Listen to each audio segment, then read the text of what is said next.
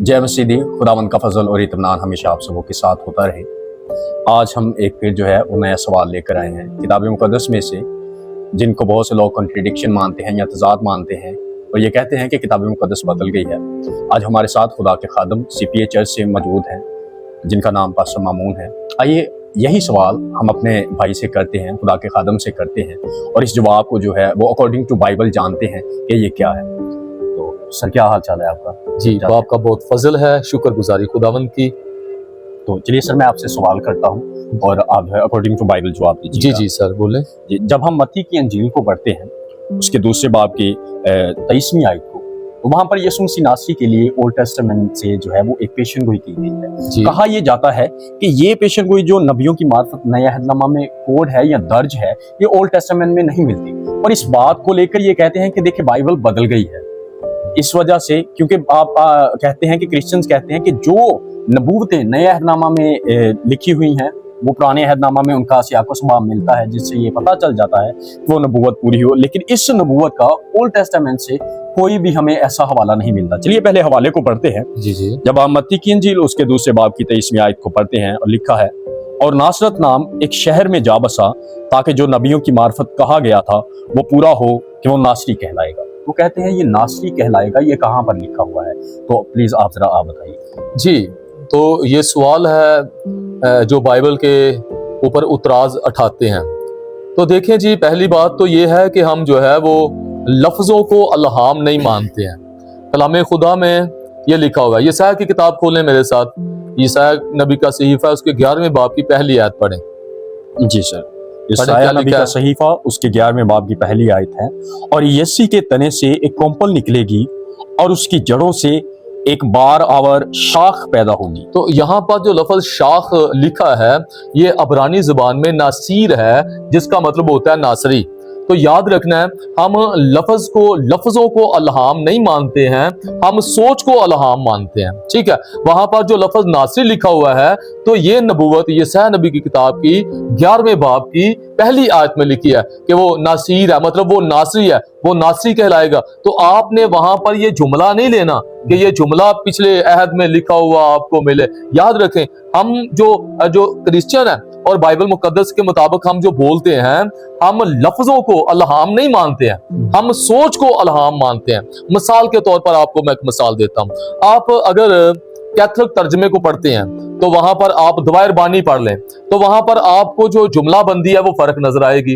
और जब आप प्रोटेस्टेंट बाइबल मुकद्दस को पढ़ते हैं तो यहाँ पर आपको जुमला बंदी जो है वो फर्क नजर आएगी। तो आप क्या कहेंगे, ये बदल गया है, या ये जो है ये आयत बदल गई है, वो आयत बदल गया, या कलाम खुदा में से कलाम ही बदल गया? ये नहीं है।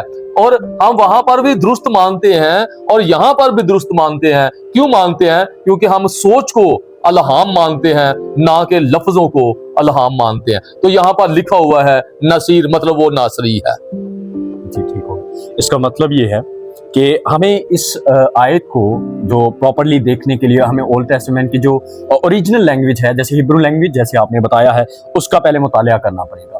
अकॉर्डिंग टू हिब्रू हमें देखना पड़ेगा, तो फिर ही हमें इस बात की समझ आएगी। जी, बिल्कुल ठीक कह रहे हैं। तो यहाँ पर तो शाख लफ्ज आप पढ़ेंगे तो आप तो उर्दू में शाख कुछ और ही समझेंगे। तो जब आप अबरानी में पढ़ेंगे तो वहां पर लफ्ज नासीर का मतलब होता है नासरी।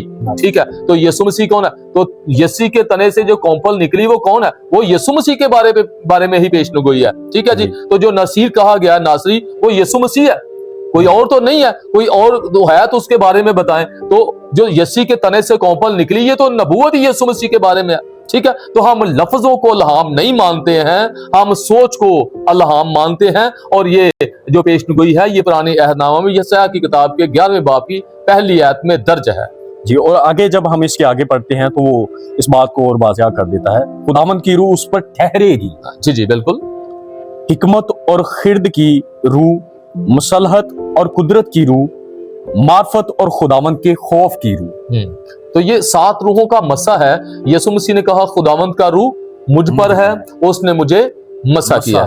ठीक है जी। तो खुदावंद का मसा, ये 7 रूहों का मसा है। ठीक है, 7 का मतलब होता है कामलियत। तो ये यीशु मसीह पर मसा है। तो आगे बात की गई और ये यीशु मसीह ने खुद कहा, लिखा है खुदावंद का रूह मुझ पर है, उसने मुझे مسا किया, गरीबों को मैं खुशखबरी सुनाऊं, कुछ लोगों को आजाद करूं, तो प्रॉपर ये बातें जो है वहां पर लिखी हुई हैं। तो ये बात यीशु मसीह के बारे में है। नासीर मतलब नासरी है, और आगे उसको मसा किया गया, और यीशु मसीह ने इसके बारे में खुद कहा कि खुदावंद का रूह जो है वो मुझ पर है। जी सर, एक और मैं इस बात को आपको करते हुए मैं चाहता हूँ कि आप इस बात को भी क्लियर कर लें। ये जो आपने 7 स्पिरिट्स की बात की है कि यीशु मसीह नासरी पर वो जो हिकमत की रूह, खिर्द की रूह, ये जो 7 स्पिरिट्स हैं, हमें इनको रूह के तौर पर लेना है या फिर इनको खूबी के तौर पर लेना है? जैसे हिकमत की रूह है, इसके बारे में तो, क्योंकि जब हम बात करते हैं इस तरह की तो बहुत से लोग बहुत से हवाले भी देते हैं ना समझने की वजह से कि कलाम मुकद्दस में लिखा है कि एक ही रूह है, एक ही मसीह है और एक ही बाप है। तो इस तरह यहाँ पर जो 7 रूहों का जिक्र किया गया है, हमें इसको किस तरह लेना है? तो ये जो 7 रूहों का जो जिक्र किया गया है, इसका मतलब है एक ही रूह की खूबियां हैं। तो ये अलग से कोई 7 रूहें नहीं है, ठीक है, ये एक ही रूह की खूबियां जिसको आप जात बोलेंगे। तो जो खुदा रूह है, उसकी हर खूबी जो है वो रूह गिनी जाएगी। उसकी एक खूबी को भी आप बयान करेंगे तो उसको आप रूह कहेंगे, ठीक है। जिसमें जिस तरह आपका बदन है, आपके बदन में आप दौड़ लगाते हैं तो आपकी टांगे बदन में गिनी जाएगी। आप अपनी आंखों से देखते हैं तो ये बदन में गिनी जाएंगी। तो खुदा रूह है और उसकी हर एक खूबी जो है वो रूह में गिनी जाती है। खुदा हिकमत की रूह जैसे लिखा, खिरत की रूह आपने पढ़ा, मुकाशफा की रूह आपने पढ़ा, खुदावंद की पहचान की जो रूह आपने पढ़ा, मोहब्बत की रूह आपने पढ़ा, फजल की रूह, जलाल का रूह। तो ये सब जो है ये अलग अलग से कोई रूहें नहीं है कि खुदा की इतनी रूहें हैं, बल्कि ये एक जो खुदा रूह है उसकी ये सिफात है, ठीक है। ये कामल जात की सिफात की बातें हैं और उसकी हर खूबी को आप रूह कहेंगे। तो ये देखें, ये बड़ी खूबसूरती से खुदा के खातून ने बयान किया है। तो मेरी दुआ है कि खुदा आपको उसके कलाम को समझने की तौफीक दे। आमीन।